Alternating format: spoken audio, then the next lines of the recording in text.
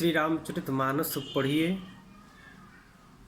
या पढ़ो तो यह ज्ञान मिलता है कि पहले पत्नी व बच्चों को, चाहे ट्रेन में, चाहे बस में, चाहे नाव पर, चाहे जहाँ, पहले पत्नी और बच्चों को बैठाओ, फिर अपने चढ़ो, अपने बैठो। यही प्रक्रिया है रामायण पढ़ने का, यही प्रक्रिया, यही शिक्षा, यही ज्ञान हमें रामायण पढ़ने से मिलता है। क्योंकि रामचरितमानस में बाबा तुलसीदास जी लिखते हैं, चढ़ी रथ सिया सहित दो भाई, चले हृदय ही अवधि शिरुनाई। बाबा गोस्वामी जी आगे कहते हैं, राम सखा तब नाव मगाई, राम सखा तब नाव मगाई, प्रिया चढ़ाई चढ़े रघुराई। स्टेशन पर एक बाबा जी बैठ करके रामायण पढ़ रहे थे। उसी बेंच पर एक आज के ज़माने के पढ़ा लिखा लड़का भी बैठा और उसने कहा, बाबा ये क्या पढ़ते हो? पुराने ज़माने की बातें, रामायण इत्यादि पढ़ने से क्या लाभ है, जो सब जानते हैं? सब कौन नहीं जानता है रामायण? फिर वही राम लक्ष्मण सीता, रामायण केवट इत्यादि। बाबा ने कहा, बेटा इससे ज्ञान मिलता है, इससे शिक्षा मिलती है। हमें रामायण पढ़ने से हम जीवन में, अपने जीवन में कैसे उतारें, इसको कैसे अपनाएं, बच्चों के साथ, माता पिता के साथ, पत्नी के साथ, भाई के साथ कैसा प्रेम रखे, ये हमें सिखाता है रामायण ही बेटा। लड़का ने कहा, अरे बाबा छोड़ो, आज के ज़माने में अखबार पढ़ो, इंडिया टुडे पढ़ो, तमाम समाचार चैनल की पुस्तकें आती है उसको पढ़ो, दैनिक जागरण पढ़ो, सहारा पढ़ो, हिंदुस्तान पढ़ो, नवभारत टाइम पढ़ो आदि आदि। युवक ने कहा। तब तक स्टेशन पर ट्रेन आई और बाबा जी भी अपना सामान रामचरितमानस को समेटते हुए उस ट्रेन में जाकर के बैठ गए। कुछ ही देर बाद ट्रेन चालू हुई तो लड़का भी ट्रेन में बैठा और उसको चिल्लाने की आवाज़ आ रही है, अरे मेरे बच्चे, मेरी पत्नी, मेरे बच्चे, मेरी पत्नी छूट गए, कहाँ छूट गए? तो बाबा जी ने देखा है तो वही लड़का है जो मुझे सिखा रहा था, इंडिया टुडे पढ़ो, समाचार पत्र पढ़ो, अन्य पुस्तकों पढ़ो।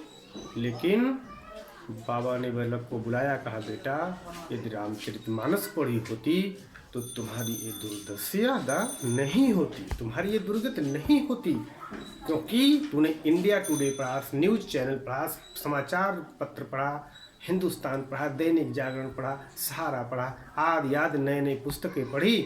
लेकिन ये तुमने रामायण पढ़ी होती तो प्रभु श्री राम से तुम्हें ये शिक्षा मिलती कि पहले हम पत्नी को चढ़ाए, बच्चों को चढ़ाए, तब ट्रेन में चढ़े, तो आज तुम्हारी ये दशा नहीं होती।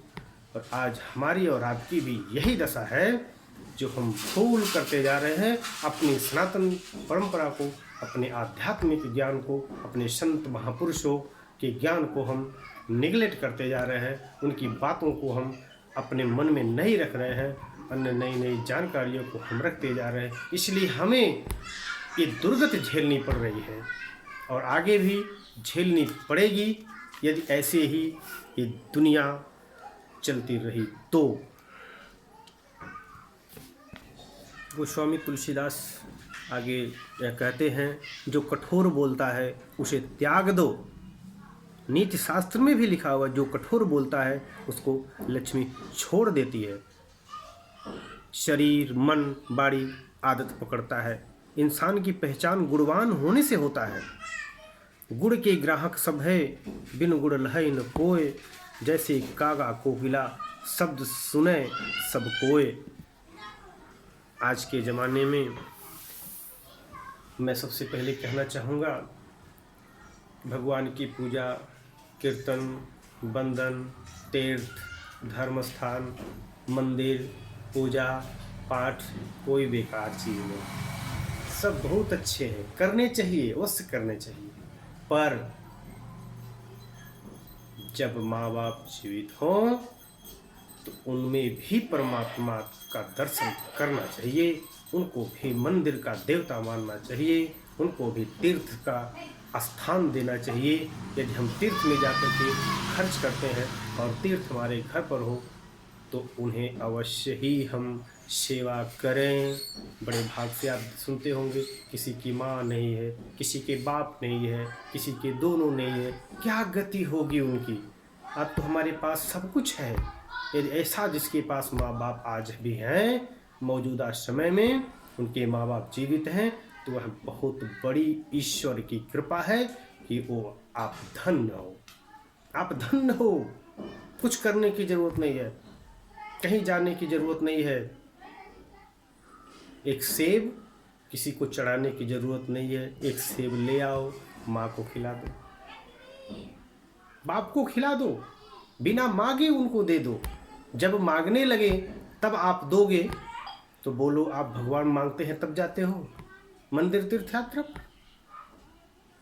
जीते जी माँ बाप की सेवा करो, यही शास्त्र हमें भी सिखाते हैं, वेद यही हमें सिखाता है, पुराण यही हमें सिखाते हैं, मंदिर मस्जिद गुरुद्वारा तीर्थ आदि हमें यही सिखाते हैं कि सबसे पहले माँ बाप की सेवा करो। तुम्हें मिले हैं, जिन्हें नहीं मिले हैं वो क्या करें, उसके लिए तो तीर्थ है, करो तीर्थ, करते रहो तीर्थ, करते रहो पूजा। माँ बाप मिल नहीं सकते, माँ बाप है तो तीर्थ भी मिल सकते हैं, मंदिर भी मिल सकता है, पूजा भी हो सकती है, दान भी हो सकती है, सेवा भी हो सकती है। लेकिन यदि माँ बाप हैं तो सब कुछ संभव है, यदि नहीं है तो सब कुछ संभव होगा, लेकिन माँ बाप नहीं मिलेंगे। कहा भी गया है, जब बूढ़े माँ बाप हो जाते हैं, रोगी हो जाते हैं, बीमार पड़ जाते हैं, बेड रेस्ट पर होते हैं, बीमार होते हैं, एक रोटी कूची तक नहीं जाती है, तब बेटा सेब लेकर के आएगा, बेटा जलेबी लेकर के आएगा, वह पापा ये खा लो, पिताजी ये खा लो। जब वो खा नहीं पाएंगे, वो जानते हैं कि ये खा नहीं पाएंगे, ले चलो, ऐसी दुनिया हमारी हो गई है, हमारी ऐसी नीयत हो गई है। एक दोहा है जो आज के ज़माने में सटीक बैठती है, एक गुण सबके अंदर होता जा रहा है, बड़ी चिंता का विषय है और ऐसा नहीं होना चाहिए।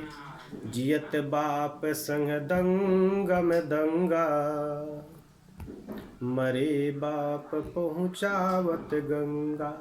जब तक बाप जीवित है, जब तक माँ जीवित है, तब तक लड़ाई झगड़ा, छल कपट, मार पीट, तू मैं, ए मेरा, ओ मेरा, ए तेरा, ओ तेरा।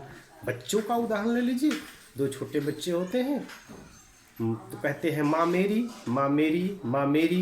एक कहता नहीं माँ मेरी, एक कहता नहीं माँ मेरी, फिर दूसरा कहता नहीं माँ मेरी, वो कहता नहीं माँ मेरी। वही बच्चे जब बड़े हो जाते हैं तो क्या कहते हैं, माँ तेरी। वो कहता नहीं माँ तेरी, वो कहता है नहीं माँ तेरी, फिर वो कहता है नहीं माँ तेरी। अब कहाँ गया वो, माँ मेरी, माँ मेरी। अब बाप तेरे, पापा तेरे, मम्मी तेरी, कोई नहीं है मेरे। किस धुन में बैठा बावरे, किस धुन में बैठा बावरे, तू किस मद में मस्ताना है। सोने वाले जाग जा, संसार मुसाफिर खाना है। किस धुन में बैठा बावरे, तू किस मद में मस्ताना है। किस धुन में बैठा बावरे, तो किस मद में मस्ताना है। सोने वाले जाग जा, ओ सोने वाले जाग जा, संसार मुसाफिर खाना है। किस धुन में बैठा बावरे, किस मद में मस्ताना है। ओ सोने वाले जाग जा, संसार मुसाफिर खाना है। क्या लेकर आया था जग में, फिर क्या लेकर जाएगा, क्या लेकर आया था जग में, फिर क्या लेकर जाएगा। मुट्ठी बांधे आया जग में, मुट्ठी बांधे आया जग में, हाथ पसारे जाएगा। वो सोने वाले जाग जा, संसार मुसाफिर खाना है।